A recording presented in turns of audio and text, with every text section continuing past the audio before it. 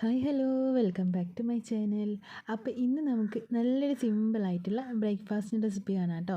നല്ല ടേസ്റ്റി ആയിട്ട് എന്നാൽ നല്ല സിമ്പിളായിട്ട് ഉണ്ടാക്കിയെടുക്കാൻ വേണ്ടി പറ്റും. ഇനിയിപ്പോൾ നോമ്പൊക്കെ അല്ലേ വരുന്നത്, ചപ്പാത്തിയൊക്കെ ചുടാൻ മടി വരുന്ന സമയത്ത് നമുക്ക് നല്ല ഹെൽത്തി ആയിട്ട് കഴിക്കാൻ വേണ്ടി പറ്റും നല്ല സിമ്പിളായിട്ടുള്ള ഒരു റെസിപ്പി ആയിട്ടാണ് വന്നിട്ടുള്ളത്. അപ്പോൾ ട്രൈ ചെയ്ത് നോക്കത്തിലുണ്ടെങ്കിൽ ഉറപ്പായും ട്രൈ ചെയ്ത് നോക്കുക. ഇഷ്ടമായി ലൈക്ക് ചെയ്യാനും സബ്സ്ക്രൈബ് ചെയ്യാനും ഷെയർ ചെയ്യാനും കമൻറ്റ് ചെയ്യാനൊന്നും മറക്കരുത്. നമുക്ക് വീട്ടിലോട്ട് പോവാം. അപ്പോൾ നമുക്കിത് ആദ്യം തന്നെ ഒരു പാത്രത്തിലേക്ക് ഒരു മീഡിയം സൈസുള്ള സവാള ഇതുപോലെ ഒന്ന് ചെറുതായിട്ട് കട്ട് ചെയ്തിട്ട് ഇട്ട് കൊടുക്കാം കേട്ടോ. അപ്പോൾ കൈ വെച്ചിട്ട് ഇതുപോലെ ഒന്ന് നിരടിയിട്ട് വേണേൽ അത് ഇട്ട് കൊടുക്കാൻ വേണ്ടിയിട്ട്. ഇതിലേക്ക് നമുക്ക് എരിവിന് ആവശ്യമായിട്ടുള്ള പച്ചമുളക് ചേർത്ത് കൊടുക്കാം കേട്ടോ. ഒന്നോ രണ്ടോ പച്ചമുളക് ഇതുപോലെ ഒന്ന് ചെറുതായിട്ട് കട്ട് ചെയ്തിട്ട് ചേർത്ത് കൊടുക്കുക. അതിന് കൂടുതൽ നമുക്ക് കുറച്ച് കറിവേപ്പില ചേർക്കാം. ഇനി ഇതിലേക്ക് നമുക്കൊരു 1/4 ടീസ്പൂണോളം ജിഞ്ചർ ഗാർലിക് പേസ്റ്റും കൂടിയും ചേർത്ത് കൊടുക്കാം. അപ്പോൾ ഇനി നിങ്ങളുടെ കയ്യിൽ ജിഞ്ചർ ഗാർലിക് പേസ്റ്റ് ഇല്ലെങ്കിൽ കുഴപ്പമൊന്നുമില്ല കേട്ടോ. നമുക്ക് ഇഞ്ചി ഉണ്ടല്ലോ, ജിഞ്ചർ, അതൊന്ന് ചെറുതായിട്ട് കട്ട് ചെയ്തിട്ട് അത് മാത്രം ചേർത്ത് കൊടുത്താലും മതി കേട്ടോ. ഇനി നമ്മൾ ഇതിലേക്ക് ഒരു 1/4 ടീസ്പൂണോളം മഞ്ഞളും അതിന് കൂടെ തന്നെ ഒരു 1/2 ടീസ്പൂണോളം കാശ്മീരി ചില്ലി പൗഡറും കൂടി ചേർക്കുന്നുണ്ട് കേട്ടോ. ഇനി സാധാ മുളക് പൊടി ആണെങ്കിൽ 1/4 ടീസ്പൂൺ മതിയാവേ. അതും കൂടി നമ്മളിതിലേക്ക് ചേർത്തിട്ട് ഇനി ഇതിലേക്ക് നമ്മൾ ചേർക്കുന്നത് ആവശ്യത്തിനുള്ള ഉപ്പാട്ടോ. ഉപ്പും കൂടി ചേർത്ത് കൊടുക്കുക. എന്നിട്ട് കൈ വെച്ചിട്ട് നന്നായിട്ട് മിക്സ് ആക്കി എടുക്കുക കേട്ടോ. കൈ വെച്ച് തന്നെ നന്നായിട്ട് മിക്സ് ആക്കി എടുക്കണം. സ്പൂൺ വെച്ചിട്ട് മിക്സ് ആക്കിയാലൊന്നും റെഡി ആവില്ല കേട്ടോ. അപ്പോൾ കൈ വെച്ചിട്ട് തന്നെ ഉപ്പും കൂടി നമ്മൾ ചേർത്ത് കൊടുത്തിട്ടുണ്ട്. എന്നിട്ട് നമുക്ക് കൈ വെച്ച് നന്നായിട്ട് മിക്സ് ആക്കിയിട്ട് എടുക്കണം. അപ്പോൾ ഇതുപോലെ നന്നായിട്ട് മിക്സ് ആക്കി എടുത്തിട്ട് ഈ ഉള്ളിയിലുള്ള ആ ഒരു വെള്ളമൊക്കെ ഉണ്ടല്ലോ, അതൊന്ന് പുറത്തേക്ക് വരണിട്ട് നമ്മൾ ഉള്ളി വടയൊക്കെ ഉണ്ടാക്കിയെടുക്കുന്ന സമയത്ത് ആദ്യം ഇതുപോലെ ഇങ്ങനെ ഉള്ളി നന്നായിട്ട് ഇങ്ങനെ കൈവച്ചിട്ട് മിക്സ് ആക്കി എടുക്കുന്ന സമയത്ത് അതിൽ നിന്ന് വെള്ളമൊക്കെ ഇങ്ങനെ പുറത്ത് വന്നതിന് ശേഷം നമ്മൾ അതിലേക്ക് മാവ് ചേർത്ത് കൊടുക്കാൻ.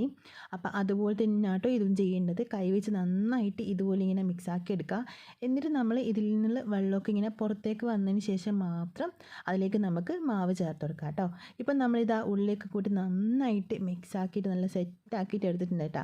ഇനി നമുക്കിതിലേക്ക് മാവ് ചേർത്ത് കൊടുക്കാം. അപ്പോൾ ഞാനിപ്പോൾ ഇതിലേക്ക് ചേർക്കുന്നത് 1/4 കപ്പോളം നമ്മളെ ഗോതമ്പ് മാവാട്ടോ.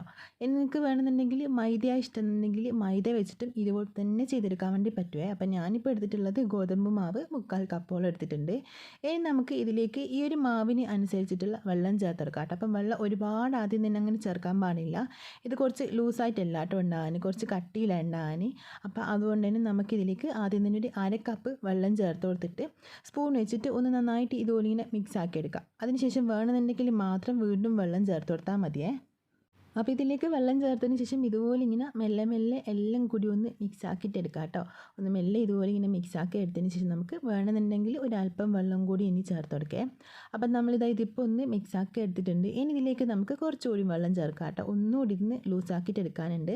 അതുകൊണ്ട് തന്നെ 1 ടേബിൾ സ്പൂണോളം വെള്ളം കൂടി നമുക്കിതിലേക്ക് ചേർത്തിട്ട് നന്നായിട്ട് ഒന്നുകൂടി ഒന്ന് മിക്സ് ആക്കിയിട്ട് എടുക്കുക. അപ്പോൾ ഒരുപാട് വെള്ളം ആദ്യം ഒഴിക്കാൻ പാടില്ല കേട്ടോ. ഇതുപോലെ നോക്കിയിട്ട് മാത്രം വേണമെന്നുണ്ടെങ്കിൽ ഒഴിച്ചു കൊടുത്താൽ മതി. അപ്പോൾ നമ്മൾ ഈ ഒരു മാവ് റെഡിയാക്കി എടുക്കുന്നത് കുറച്ച് കട്ടിയിലാട്ടോ. നമ്മൾ ദോശമാവിനേക്കാൾ കട്ടിയിൽ വേണം നമ്മൾ ഈ ഒരു മാവ് റെഡിയാക്കി എടുക്കാൻ വേണ്ടിയിട്ട്. ഇപ്പം നമ്മൾ നന്നായിട്ട് ഇത് മിക്സ് ആക്കിയിട്ട് എടുത്തിട്ടുണ്ട്. നമ്മൾ മാവൊക്കെ റെഡി ആയിട്ട് വന്നിട്ടുണ്ട് കേട്ടോ. ഇനി നമുക്കിതൊരു സൈഡിലേക്ക് മാറ്റി വെച്ചിട്ട് ഒരു പാൻ വെച്ചിട്ട് നന്നായിട്ട് ചൂടാക്കിയിട്ട് എടുക്കാം കേട്ടോ. അപ്പോൾ ആദ്യം പാൻ വെച്ചിട്ട് അതൊന്ന് ചൂടായി വന്നതിന് ശേഷം നമ്മൾ മീഡിയം ടു ലോ ഫ്ലെയിമിലേക്ക് ആക്കി കൊടുക്കുക.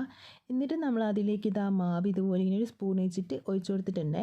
എന്നിട്ട് കൈ വെച്ചിട്ട് പരത്തി കൊടുക്കുക കേട്ടോ. സ്പൂൺ വെച്ചിട്ട് നമുക്ക് ചെയ്യാൻ പറ്റില്ല, കുറച്ച് ബുദ്ധിമുട്ടായിരിക്കും. അതുകൊണ്ട് തന്നെ കൈ വെച്ചിട്ട് ചെയ്ത് കൊടുക്കുക. കയ്യിൽ കുറച്ച് വെള്ളം ആക്കിയിട്ടുണ്ടെങ്കിൽ കുറച്ചുകൂടി നല്ലതാട്ടോ. വെള്ളമോ നെയ്യോ ആക്കി കൊടുത്തിട്ട് നമുക്കിതുപോലെ ഇങ്ങനെ ഒന്ന് പരത്തിയെടുക്കാം.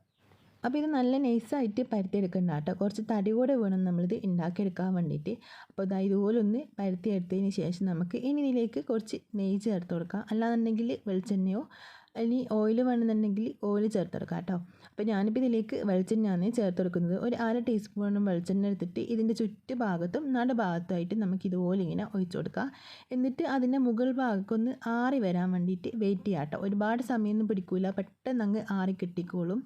മീഡിയം ടു ലോ ഫ്ലെയിമിൽ ഇട്ട് കൊടുത്താൽ മതി. അല്ലാന്നുണ്ടെങ്കിൽ അത് കരിഞ്ഞു പോകും കേട്ടോ, ഉൾഭാഗം വെന്ത് കിട്ടുകയില്ല. അപ്പോൾ ഇതുപോലെ ഇങ്ങനെ നന്നായിട്ട് ആറി വന്നിട്ടുണ്ട്. അപ്പോൾ മുകൾ ഭാഗം ആറി വന്ന് ഈ ഒരു സമയത്ത് നമുക്ക് ഇതിനൊന്ന് തിരിച്ചിട്ട് കൊടുക്കാം കേട്ടോ. തിരിച്ചിട്ടതിന് ശേഷം നമുക്ക് വീണ്ടും മീഡിയം ടു ലോ ഫ്ലെയിമിൽ ഒരു 10-30 സെക്കൻഡ് ഒന്ന് വെച്ച് കൊടുക്കുക. ആ ഒരു സമയം കൊണ്ട് തന്നെ ആ ഒരു ഭാഗം കൂടി ഒന്ന് നന്നായിട്ട് കുക്കായിട്ട് അതിൻ്റെ കളർക്ക് അങ്ങ് മാറി വന്നിട്ടുണ്ടാവുമേ. ഇപ്പം നമുക്കിതാ വീണ്ടും ഒന്ന് തിരിച്ചിട്ട് നോക്കുക. ഈ ഒരു പരുവത്തിൽ ആയിക്കുണ്ടാവട്ടെ. നല്ല മുരിഞ്ഞൊരു മണമൊക്കെ വരും ഈ ഒരു സമയത്ത്. അപ്പോൾ ഇനി നമുക്ക് ഇത് വേറൊരു പാത്രത്തിലേക്ക് മാറ്റി കൊടുത്തിട്ട് ബാക്കിയുള്ളതൊക്കെ ഇതുപോലെ തന്നെ അങ്ങ് ഉണ്ടാക്കിയിട്ടെടുക്കേ. അപ്പോൾ നമ്മൾ ആ സോഫ്റ്റ് ആൻഡ് ടേസ്റ്റി ആയിട്ടുള്ള അടിപൊളി റെസിപ്പി റെഡി ആയിട്ടുണ്ട് കേട്ടോ. നിങ്ങൾ എന്തായാലും ഇതൊന്ന് ട്രൈ ചെയ്ത് നോക്കുക. ചപ്പാത്തിയൊക്കെ ഉണ്ടാക്കിയിട്ട് മടുത്ത് നിൽക്കുന്ന സമയത്ത് ഒരുപാട് സമയം എടുക്കാതെ ചപ്പാത്തിയൊക്കെ ഉണ്ടാക്കുന്ന പോലെ കുഴക്കുക, പരത്തി ഒന്നും ചെയ്യാതെ നമുക്ക് സിമ്പിളായിട്ട് നല്ല ടേസ്റ്റി ആയിട്ട് ഉണ്ടാക്കിയെടുക്കാൻ വേണ്ടി പറ്റുന്നൊരു റെസിപ്പിയും കൂടി കേട്ടോ. കുട്ടികൾക്ക് ലഞ്ച് ബോക്സിലൊക്കെ കൊടുക്കാൻ വേണ്ടി പറ്റും. കറി ഒന്നും ആവശ്യമില്ല കേട്ടോ ഇതിൻ്റെ കൂടെ. അപ്പോൾ ട്രൈ ചെയ്ത് നോക്കാത്തിട്ടുണ്ടെങ്കിൽ ഉറപ്പായും ട്രൈ ചെയ്ത് നോക്കുക. ഇഷ്ടമായി ലൈക്ക് ആൻഡ് സബ്സ്ക്രൈബ് ചെയ്യാൻ ഷെയർ ചെയ്യാനും മറക്കരുത്. അപ്പം നമുക്ക് പിന്നെ കാണാം.